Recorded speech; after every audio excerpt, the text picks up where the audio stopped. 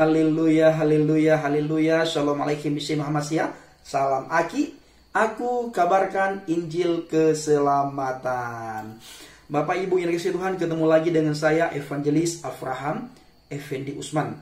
Dimanapun saudara berada, kemanapun saudara pergi, doa saya Tuhan selalu menyertai, Tuhan selalu memberkati. Apapun yang saudara lakukan dan kerjakan, selama tidak bertentangan dengan firman Tuhan, pasti dibuat oleh Tuhan berhasil. Nah, itu doa saya Bapak Ibu.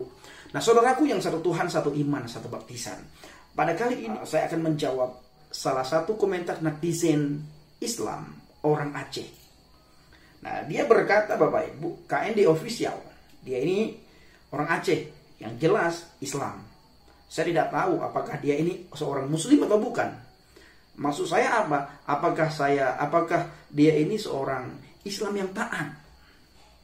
Nah, atau justru sebaliknya. Yang jelas dia adalah orang Aceh beragama Islam. Namanya KND official. Dia mengutip satu ayat Al-Quran. Lalu dia tulis di kolom komentar channel Injil Kabar Baik Habaket. Sebenarnya ini adalah ancaman ya. Dia mengancam saya, ketika kamu mati nanti kamu pasti masuk neraka. Saya akan bacakan langsung. Allah SWT berfirman. SWT itu subhanahu wa ta'ala. Barang siapa yang murtad di antara kamu dari agamanya, lalu dia mati dalam kekafiran, maka mereka itulah yang sia-sia amalannya di dunia dan di akhirat.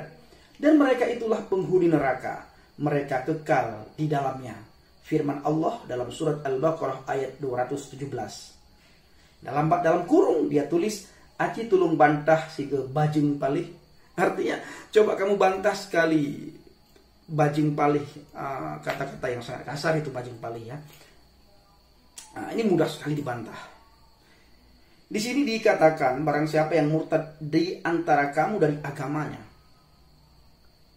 Kalau saya ingin menguraikan ayat ini, nanti dibilang saya menistakan ayat Al-Quran. Nanti dibilang saya menistakan akidah mereka. Nanti saya dibilang menistakan agama mereka. Tetapi karena ini berhubung di kolom komentar channel Injil Kabar Baik Habaket, saya akan coba menguraikan sedikit saja Bapak Ibu. Di sini ditulis barang siapa yang murtad di antara kamu dari agamanya. Jadi di sini barang siapa yang murtad di antara kamu dari agamanya. Mungkin ya, kalau bahasa saya, seseorang apabila murtad dari agama Kristen, dia masuk ke agama lain, apa yang akan terjadi? Masuk neraka, kekal, dan mati dalam kekafiran. Nah, seseorang murtad dari agama Islam masuk ke agama lain, mati dalam kekafiran dan masuk neraka jahanam. Seseorang agama Hindu, agama Buddha, Konghucu, dia murtad dari agamanya lalu masuk ke agama lain, dia mati dalam kekafiran, maka dia penghuni neraka.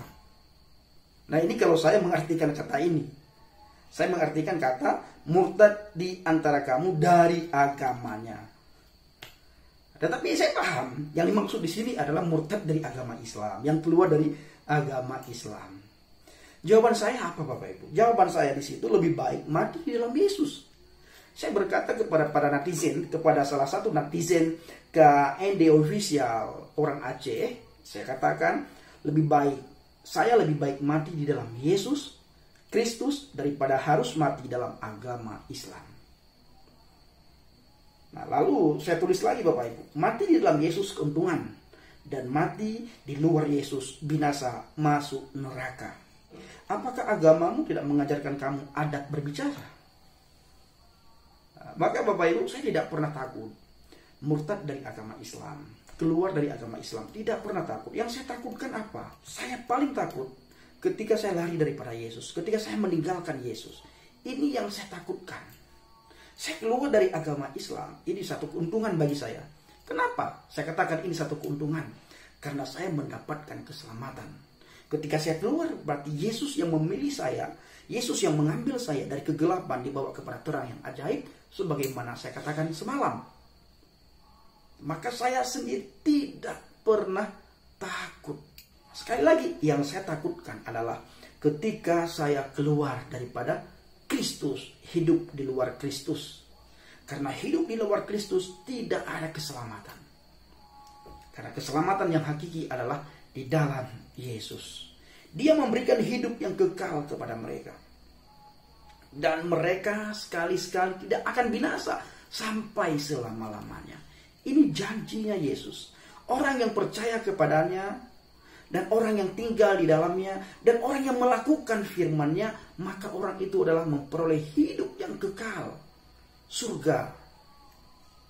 Saya akan menguraikan arti percaya, Bapak Ibu. Iman artinya percaya.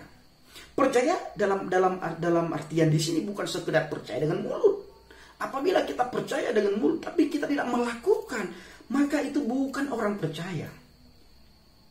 Nah, seperti sebagaimana saya katakan begini, saya ini orang Kristen, tapi saya tidak pernah membaca Alkitab. Apakah saya bisa dikatakan orang Kristen? Saya tidak pernah beribadah. Apakah saya bisa dikatakan orang Kristen? Saya tidak pernah memuji Tuhan. Apakah saya bisa dikatakan orang Kristen? Saya tidak pernah berdoa. Apakah saya bisa dikatakan orang Kristen?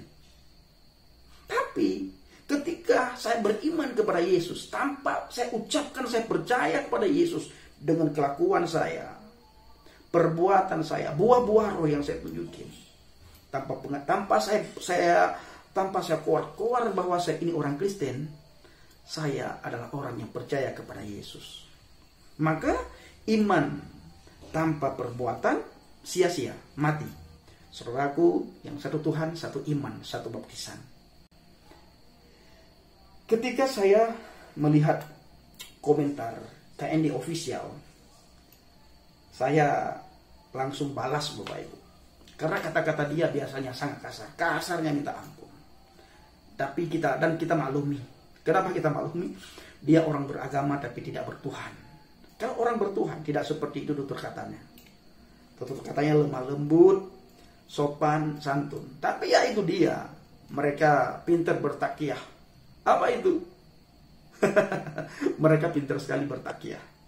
Nah, ketika mereka menghina kekristenan, di saat mereka ceramah, di saat mereka pidato, itu namanya berdakwah, Bapak Ibu, menyampaikan kebenaran. Bayangkan ketika mereka menghina kekristenan dikatakan menyampaikan kebenaran. Mereka menghina Alkitab, menghina Injil, menghina Yesus, menghina iman percaya orang Kristen, menghina akidah kekristenan. Apa katanya? Itu adalah mereka sedang berdakwah.